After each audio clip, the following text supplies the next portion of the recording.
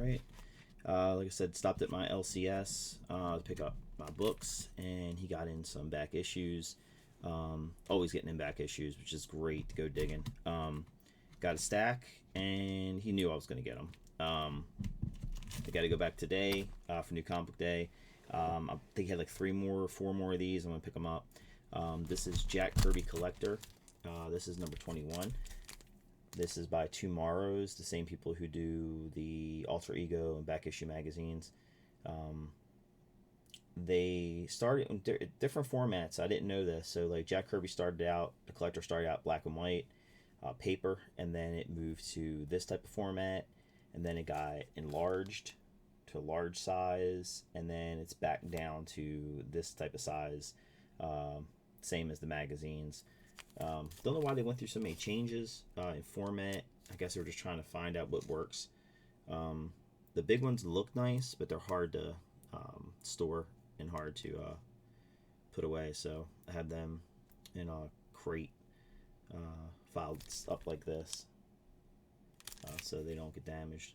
But this one here has got 68-page issue. You got Kirby interview that was unpublished, a Gil Kane and Bruce Timm interview, comparing Kirby's margin notes to Stan Lee's words, Kirby's work at Top Comics, Jack's wackiest dialogue and bloopers, and special features on Silver Surfer, Black Racer, OMAC, and Goody Rickles, which I don't know for sure, but I think that might have been like Don Rickles' twin in the Jimmy Olsen comic. Kirby's unseen screenplay for Silver Star, which is pretty cool, and then unpublished artwork. These are always good reads and good information you find in these Kirby collectors. And then we have issue 13. Great Hulk cover. And this one here is 52 pages, and it's got Monsters, Magic, and Mystery, interview with Jack and the creator of the Shadow, Walter Gibson.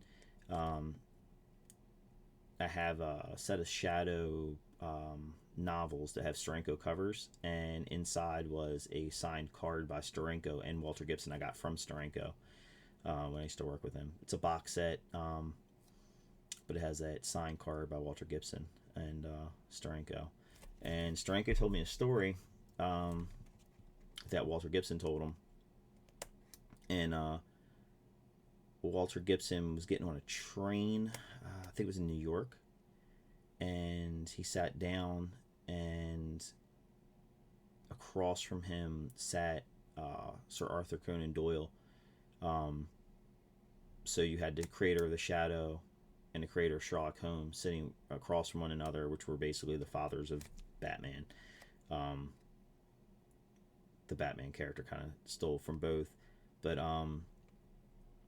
it's a cool story. But Steranko has Walter Gibson's desk in his collection. This one also has an unpublished 7-page Kirby mystery story, interview with Kirby inker Dick Ayers, the rhyme and reason behind the demon, special features on Black Magic, The Vision, Spirit World, and 1960s monsters. Also Kirby costumes and more unpublished Jack Kirby art. These Kirby covers also have like Kirby art with collabs by other creators. Like this one here is Kirby and Dick Ayers. And the Mr. Miracle was Jack Kirby and Bob Wyshak. So you get a lot of nice like Kirby art. It's a little differs from his standard because of the people who inked it. This one here is Jack Kirby and Barry Windsor Smith. This is Jack Kirby Collector number 12. Great Captain America cover. And this one here has a 44-page international theme issue spotlighting Jack's influence around the globe. 2 rare 1970s Kirby interviews, one in English for the first time. Controversial Canadian Speaks, John Byrne interviewed. Transcript of the 1996 Jack Kirby tribute panel at Comic-Con International San Diego, featuring Mark Evanier, Roger Stern, and Marv Wolfman. Around the World Kirby, Asia, Australia, South America, England, Italy, France, and more. This also has unpublished art. And speaking on transcripts, my transcript from the Kirby panel at Baltimore Comic Con from 2024 will be transcribed in an upcoming Jack Kirby Collector magazine. I think it's the one that comes out in June or July. So I'll be showing that when it comes. Jack Kirby Collector number 11. This is a Jack Kirby and Steranko cover, which I'll probably get Steranko to sign this next time I see him. This one here has a Simon and Kirby Hollywood Hero Stuntman. How deep is the black hole? Why is the Lord of Light never saw the light of day? Unlocking Jack's adaptation of The Prisoner. From Thundar to Scooby-Doo, Jack's career in animation. Unfilmed ideas. Will Jack's movie ideas ever get made? May the source be with you. New Gods versus Star Wars. So I'm sure it's a comparison on the New Gods and the Star Wars characters. Next up, we have Jack Kirby Collector number 9. And this is a Jack Kirby and Joe Sinnott cover for Fantastic Four. And this one here has interview with Joe Sinnott, unpublished pencils. They restore Fantastic Four 108, probably with the margin notes. I haven't opened this up yet and looked. Black Panther feature, The Inhumans, Galactus Saga, Fantastic Four 48 to 50, FF Trivia, and an unused Fantastic Four number 20 cover. So maybe I'll open these up and display those in another video. Jack Kirby Collector number 8. This is from 1996, and this is purely Jack Kirby art because there's no other name on this cover. This might just be pure Jack Kirby art.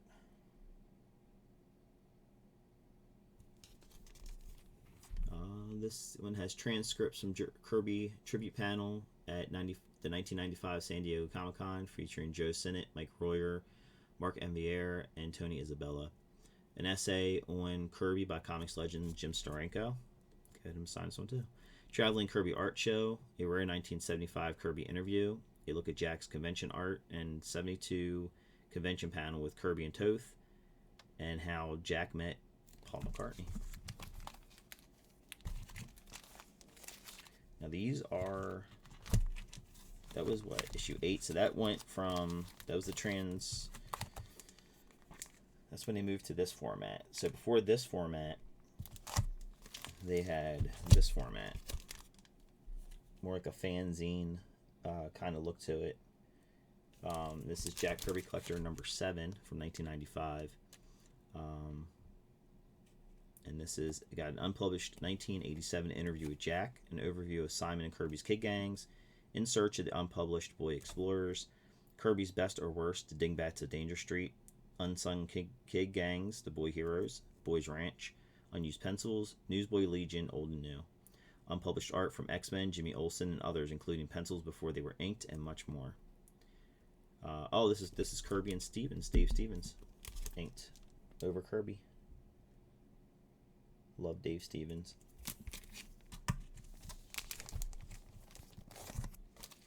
And this is Jack Kirby number 6 from July. That's pretty funny. Jack's original ending for the New Gods. Real reasons why DC canceled it. Interviews with Mark Envier, Steve Sherman, and Mike Royer. Mr. Miracle's Female Furies. A look at the 1971 New Gods portfolio. And the Hunger Dogs You Never Saw. Rare and unpublished art from the series, including Jack's pencils before they were inked. Fan memories, analysis. This is Jack Kirby and Joe Sinnott. Orion versus Darkseid. It's a great cover. I love Orion. And I got this on my desk always. The Kirby Orion action figure. Probably the best Orion they've ever made. The Superpowers one, I had an opportunity to buy one. I passed up and bought other Superpower figures instead because it was like the least one that I liked. I really would hope that McFarlane would redesign that character and bring him out in the current line because I think he needs a redesign.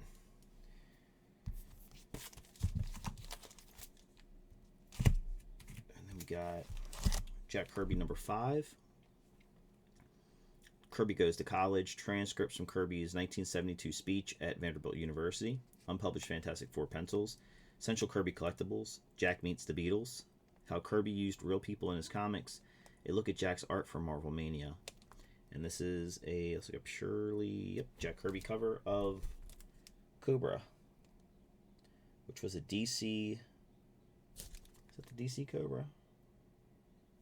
It's a DC book. It was a mini series, I think a six-issue mini series.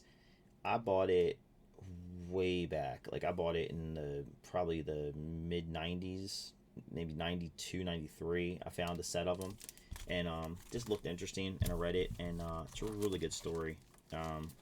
Again, Kirby, innovative as he always was. Issue 4, Jack Kirby Collector. Looks like this is purely Jack Kirby artwork as well. And this doesn't tell you anything that's in it. It's just, and it's very thin. It's very thin. So, not much to it. And then we go to Jack Kirby number 2. And this is a Kirby cover.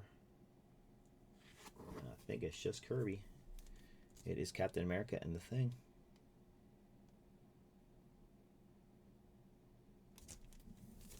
And then finally, we have Jack Kirby Collector number 1. This is a great self-portrait of Jack and all his creations.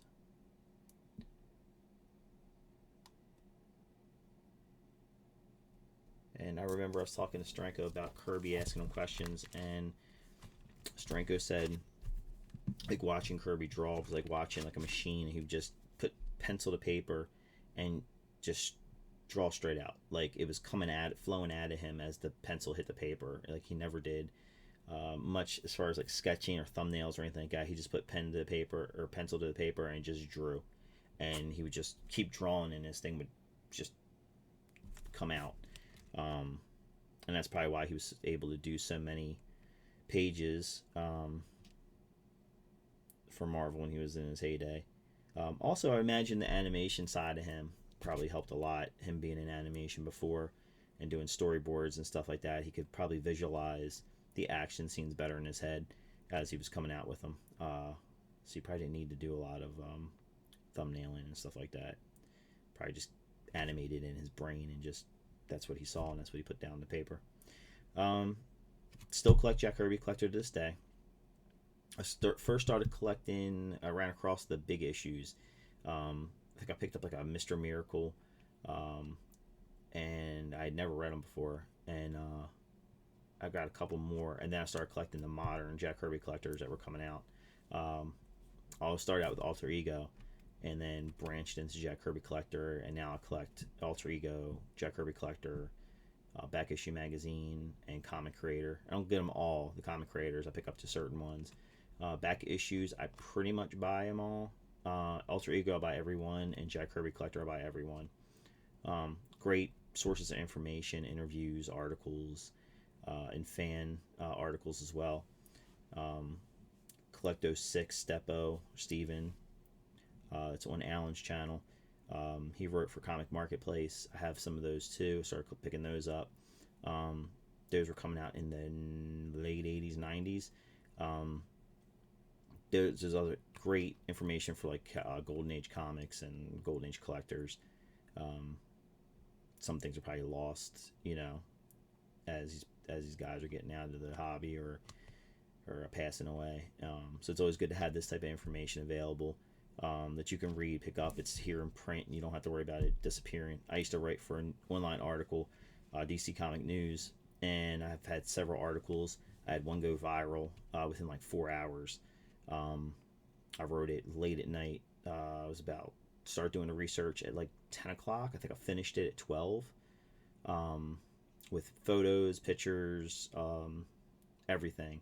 I woke up the next morning at like 5 o'clock in the morning, and I had an alert on my phone. I'd already hit like 20,000 views.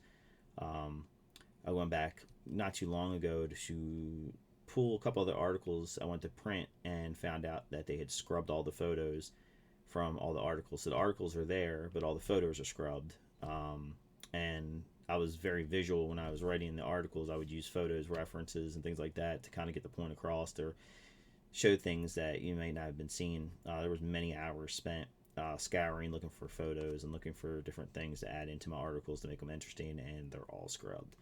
So I should have printed them out when I was writing for them. I'm kind of sorry I didn't. I think I printed a couple of them out. So they're probably in my files somewhere, but that's why I like print better, because you can always go back. It's here, it's in print, it's yours, you own it. Going on the internet, someone scrubbed the photos. If the website goes down or the website gets canceled or whatever, that's going to be lost, and I'll never have those articles again. So toward the end, I just kind of doing 2 to 4 articles a week. I was required to do 2. I would do 4 to 5 articles sometimes a week. And then toward the last probably 2 years I wrote for them, I just did 2 articles and really didn't put much effort into them. There was just what was coming out for the week, and story montage here or there about an episode of Flash or Green Arrow or something. But when I first started, I really delved into it and put a lot of effort into it. But now it's like, go back and see that it's all scrubbed. So I might start printing them out that way, at least have the words. And maybe I can recreate the articles if I can remember the photos I use. I might have them in one of my old computers, and I may redo those articles for a website, or maybe my own, or Facebook or something. I don't know. Thanks for watching. Thanks for listening. If you have any comments or questions, please sound off in the comment section below. What's your favorite Kirby memory or Kirby character? Let me know. Thanks.